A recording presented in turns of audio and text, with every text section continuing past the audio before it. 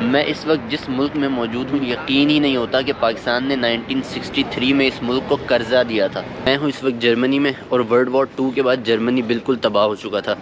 جس جگہ میں اس وقت موجود ہوں اس جگہ صرف اور صرف کھنڈرات باقی بچے تھے۔ یہ میرے پیچھے جو آپ کیتھیڈرل دیکھ رہے ہیں، بمباری کی وجہ سے بالکل تباہ ہو چکا تھا، اور یہ آس پاس کا علاقہ جو ہے یہاں پر صرف اور صرف ٹوٹی ہوئی عمارتیں باقی بچی تھیں۔ جرمنی میں تقریباً 54 بڑے شہر تھے جس میں سے 50 مکمل تباہ ہو چکے تھے۔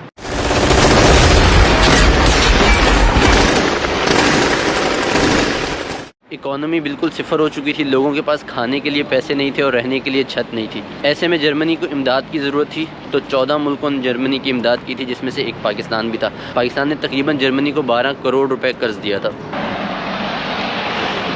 ایک طرف جرمنی اتنے برے دور سے گزر رہا تھا، لیکن دوسری طرف ایک ایسا ملک بھی تھا جو کہ ایشیا میں سب سے تیزی سے ترقی کر رہا تھا۔ Pakistan, a country of contrast, of plains and rich farmlands, of great waterways and of desert. The Queen came to see one of the most dramatic results of Pakistan's first 5-year plan.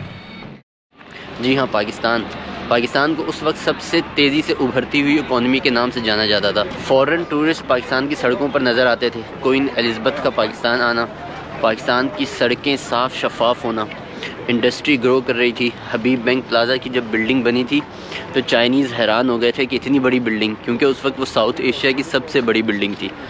Pakistan کا یہ ترقی کرتا ہوا دور آج کے نوجوان کے لیے خواب کی طرح ہے، کیونکہ ہم نے تو جب سے ہوش سنبھالا ہے ہم نے پاکستان کو کسی نہ کسی ملک سے قرضہ مانگتے ہوئے دیکھا ہے۔ اب پاکستان کے جرمنی کو قرضہ دینے کے 60 سال مکمل ہو چکے ہیں۔ ان 60 سالوں کا موازنہ کریں تو جرمنی کہاں پہنچ چکا ہے اور پاکستان کہاں رہ گیا ہے۔ جرمنی کا پاسپورٹ دنیا کا 3rd اسٹرانگسٹ پاسپورٹ ہے، جبکہ پاکستان کا 106ویں نمبر پر آتا ہے۔ جرمنی دنیا کی 4تھی بڑی اکانومی جبکہ یورپ کی سب سے بڑی اکانومی بن چکی ہے، اور پاکستان خدا نخواستہ ڈیفالٹ کرنے کے قریب ہے۔ جرمنی میں ایک کچرا اٹھانے والا بھی تقریباً پاکستانی 6 لاکھ روپے مہینے کا کما رہا ہے، اور ٹیکس کاٹنے کے بعد تقریباً 3.5 لاکھ روپے اس کی جیب میں ہوتے ہیں، جبکہ پاکستان کی منیمم سیلری صرف 25,000 روپے ہے۔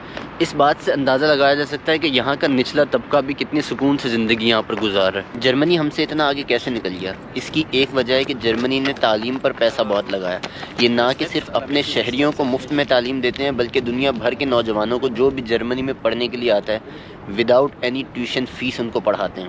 تو اگر آپ انٹرسٹڈ ہیں جرمنی میں مفت میں تعلیم حاصل کرنے میں، تو آپ میرے چینل پہ مزید ویڈیوز دیکھ سکتے ہیں۔ There are lot of videos on my channel کہ جو بتا رہے ہیں کہ کس طرح سے آپ جرمنی میں آ کر کے فری میں تعلیم حاصل کر سکتے ہیں۔ جرمنی نے پچھلے 60 سالوں میں ایجوکیشن اور ٹیکنالوجی پہ بہت زیادہ خرچ کیا ہے۔ یہی وجہ ہے کہ جرمنی دنیا میں اتنا آگے نکل چکا ہے۔ اور ہم نے پچھلے 60 سالوں میں کن چیزوں پر خرچ کیا ہے؟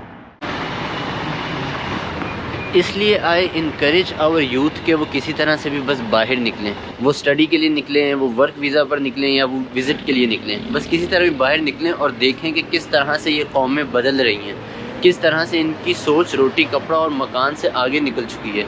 ہمیں تو روٹی کپڑا اور مکان کے چکر کے بیچ میں یہ ایسا پھنسا دیا گیا ہے کہ ہم آگے کا سوچتے ہی نہیں ہیں۔ یہ سوال میں آپ پر چھوڑتا ہوں کہ آخر کیا وجہ ہے کہ جو ملک اتنا ترقی کر رہا تھا وہ آج اتنے مشکل دور سے گزر رہا ہے، لیکن ایک پاکستانی ہونے کے ناطے سوچئے گا ضرور۔